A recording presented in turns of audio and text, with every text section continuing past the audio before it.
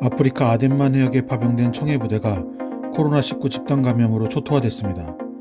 청해부대 한 300여 명 중 지난 16일 오후 3시 기준 함정에서 내려 현지 병원에 입원한 환자는 모두 7명입니다. 지난 15일 국방부는 청해부대 간부 1명이 14일 폐렴 증세로 후송됨에 따라 접촉자 중 증상이 있는 6명에 대해 진단검사를 실시한 결과 6명 전원 양성 판정됐다고 밝혔습니다.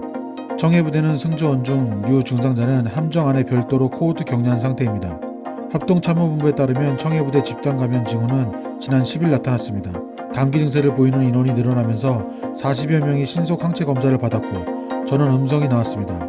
하지만 지난 13일 인접국가 요청에 코로나19 의심 증상이 있는 6명의 검체를 검사한 결과 양성 반응이 나왔고 14일 밤에는 폐렴 의심 환자가 발생해 현지 병원으로 이송했습니다. 현재 청해부대원 중 약 80여 명이 감기나 인후염 증상을 보이고 있다고 합참은 설명했습니다.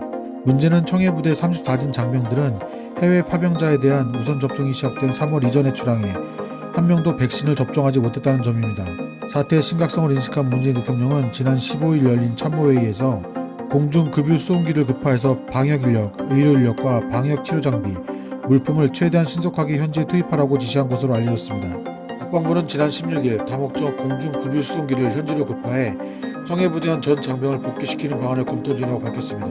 아울러 국방부는 만일의 상황을 대비해 별도 전문 의료장비를 갖춘 항공기를 투입하는 긴급 후송 계획을 추가로 검토하고 있다고 설명했습니다. 이에 따라 코로나19에 걸리지 않은 장병들은 공중급유기인 KC-330 시그너스를 타고 입국하고 코로나19로 증세가 심각한 장병은 민간 에어 앰뷸런스를 타고 입국할 것으로 예상됩니다. 한편 이번 사태와 관련 최원일 전 천안함 함장은 코로나가 창궐하는데도 목숨 걸고 위험지역에 파병되는 청해부대 장병 안전을 누가 이렇게 방치했냐라고 비판했습니다. 이어 파병부대 장병들을 위한 접종을 계획하지 않았다는 건 이해할 수 없다며 방역 실패를 함장이나 배의 책임으로 돌린다면 누가 나라를 위해 목숨을 걸겠는가라고 목소리를 높였습니다. 일요서울TV 오도환입니다.